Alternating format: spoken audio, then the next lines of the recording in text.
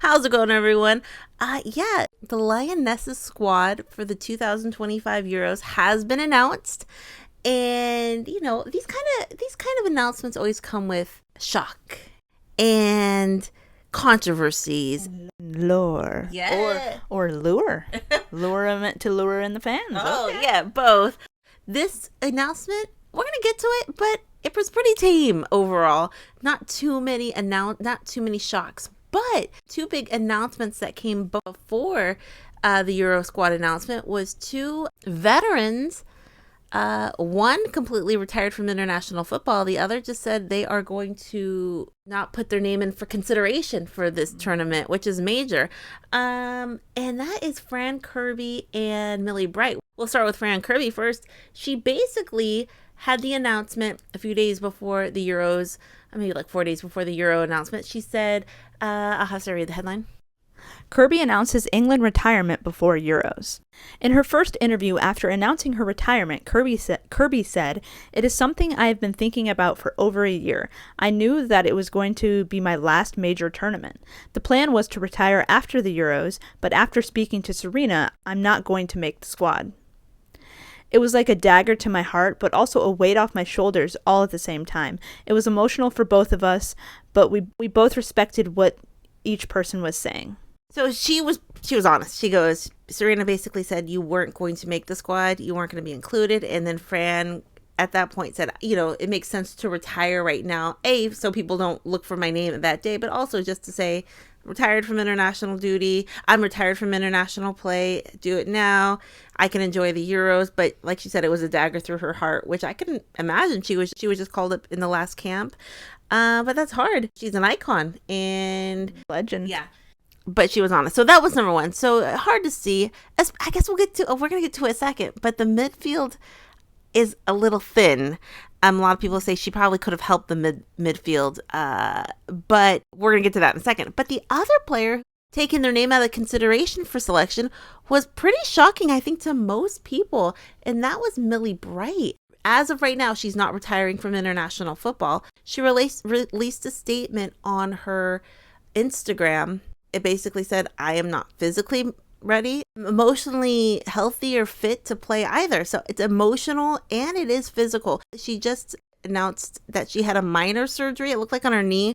I don't exactly know the details of that, but she basically said, and she has a podcast with Rachel Daly too, and she basically said, I'm just not physically, emotionally able to go out there, do my best, do what I need to do for the country. It's so hard in terms of physicality and mentally that if she knows she can't do it, then she said, I just can't be in selection if I can't do it. You know what I mean? It was pretty cut and dry. Yeah.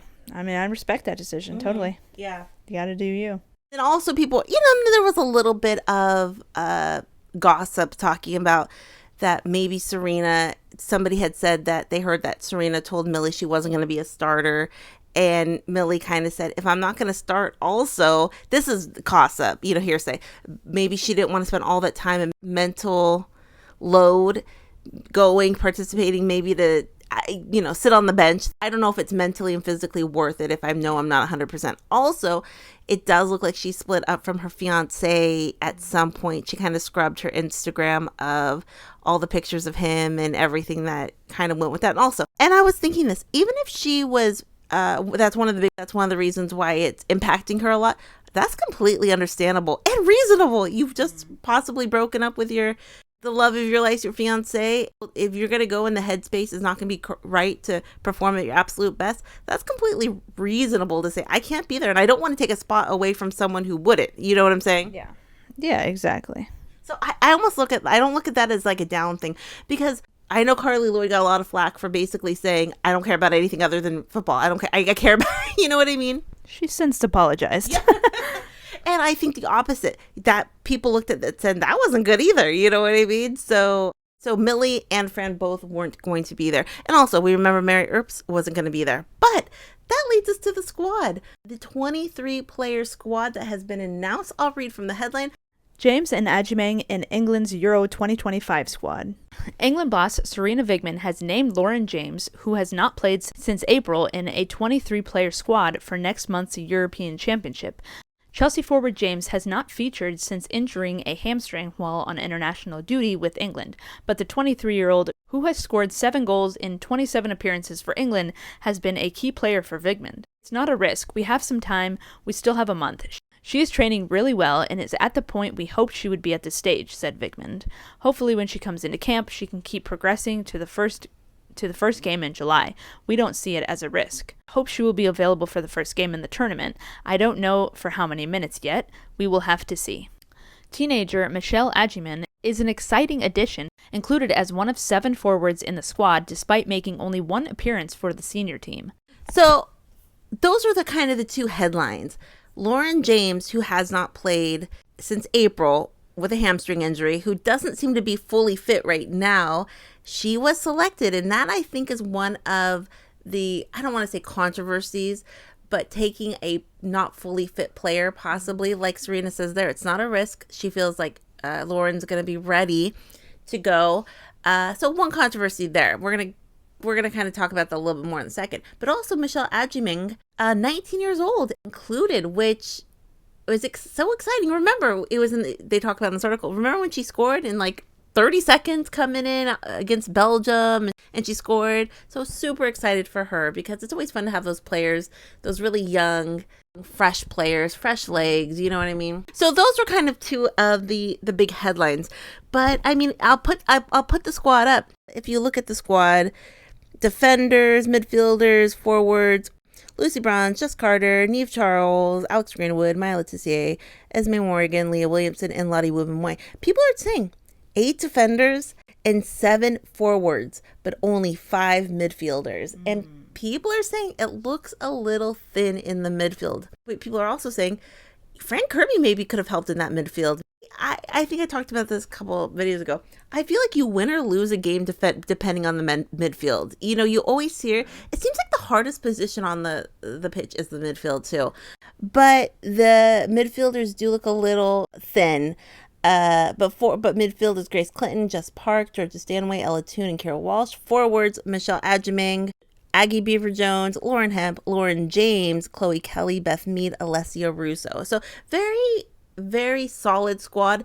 Other than Lauren James, and maybe Michelle Agyemang, there really isn't too much of a discussion about players. People are maybe saying they feel bad for Nikita Parris not being able to get in there, because she recently had been recalled she had been called up to the squad when she hadn't in a while, and people thought maybe she had done enough to get on this squad. But there really isn't. You know, a lot of times there's one big name that's omitted and people cannot believe that name. Now, that name would have been Fran Kirby if Fran Kirby would not have retired. So I guess that would be the big controversy. It would have been Fran Kirby if she wasn't in this squad.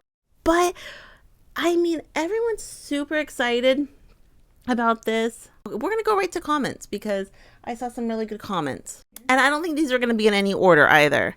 This got 357 likes, and I'm going to read it. I don't know how anyone can complain at this. I really don't.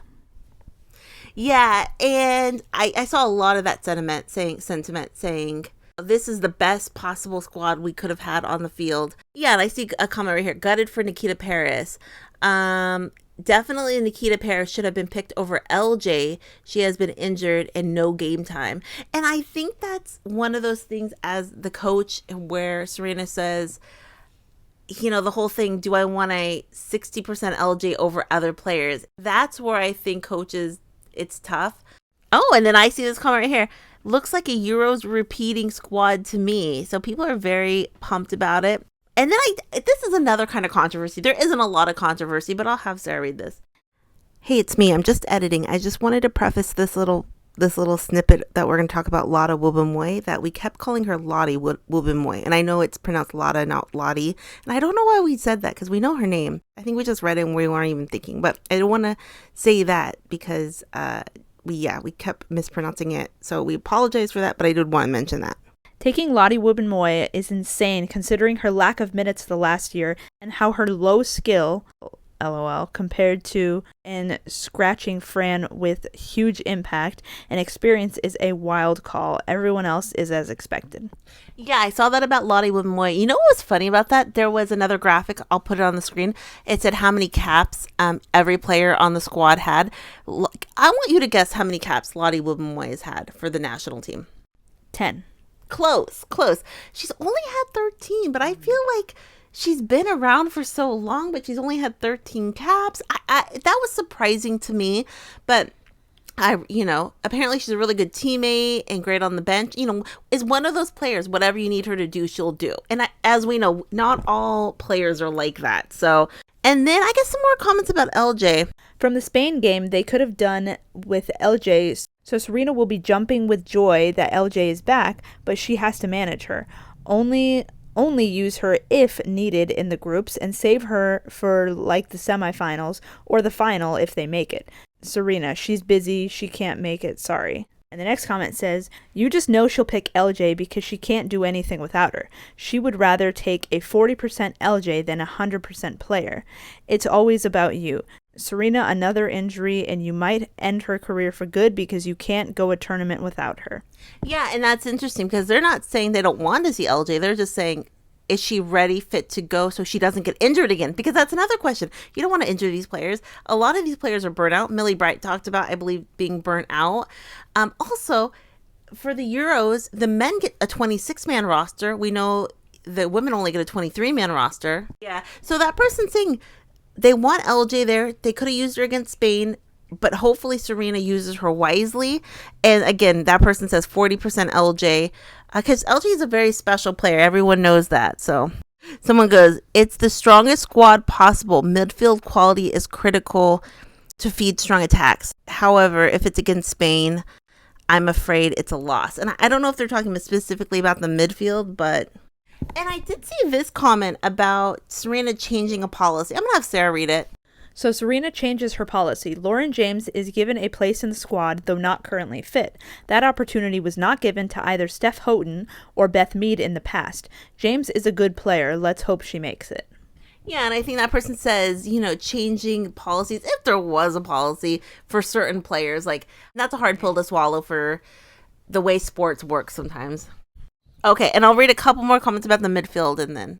Telling Fran there's no room for her in the squad, and then only bringing 5 midfielders, 2 of them whom recently been injured, is interesting. And this next comment says, midfield is being held together by hope and dreams. I like that. Hopes and dreams. Oh, yeah. So some people are worried about this midfield, but overall, I would say people overall are pretty happy when you look at everything. But overall, people are excited. They think it's a good selections. But excited to see what happens. I mean, every team is dealing with something, and every team always is. But I don't know. Excited. What does everyone think? Questions, comments down below. Is taking LJ a risk? Is taking LJ unfair? Do you think Fran Kirby should have been on the squad? It's always tough decisions. What does everyone think? Questions, comments down below, and we'll be back soon. Have a great night. Bye.